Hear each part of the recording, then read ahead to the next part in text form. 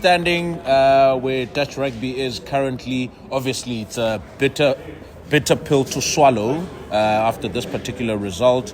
How do you guys feel currently? And obviously, what's the way forward now for Netherlands Rugby? Listen, I think we're going to be disheartened and upset with our performance today, and we're not judging the boys or the character the boys showed over not just this game, but this has been a progression of building a team, even a culture within Dutch rugby, and I think it's important that we look at where we started and where we are now, and it hasn't stopped. It's a journey, isn't it? And a journey is important for us, I think, which we can be really upset with today, but we've got to be proud of the boys too. At the same point.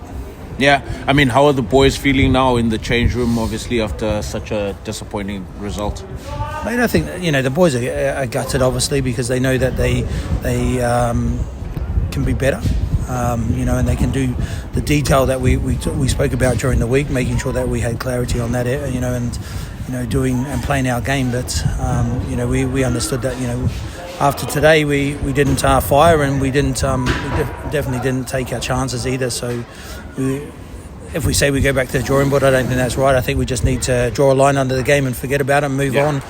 And I think that's going to be a sign of a good player too, and the character. The guys go back to playing Aero class this next week, and some will go back to France, and I think that's important that they go back and enjoy their rugby back in their environments too. No, 100%. Now, look, since you've been in the Netherlands for some time now, and obviously you did talk about or allude to the fact that there's been quite a progression and the growth element. I mean, where do you think Netherlands Rugby is right now, and how close are we to getting to the right areas and maybe start competing at a very high level?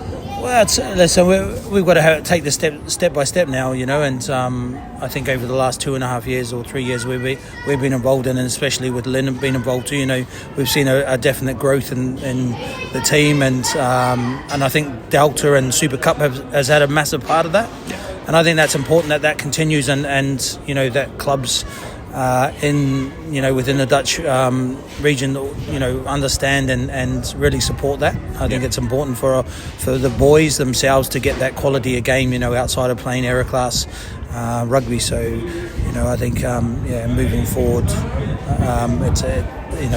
these boys have done well, so it's good.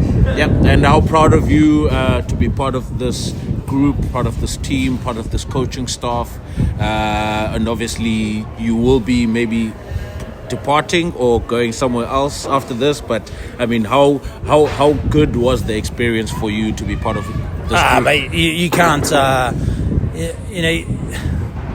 I don't know. I think it's been a great experience. It's been to be able to coach at a national level was it's no mean feat, and to have boys that come from whether they're all over Holland itself or France or abroad further, it's a great experience, and for me, I've learned so much through working with Lynn and the other coaches, and working especially with Nathan who did a bit of analysing for us, and I think with that it does help having a great team and a strong team that are capable of working with each other. Communication is the key for that.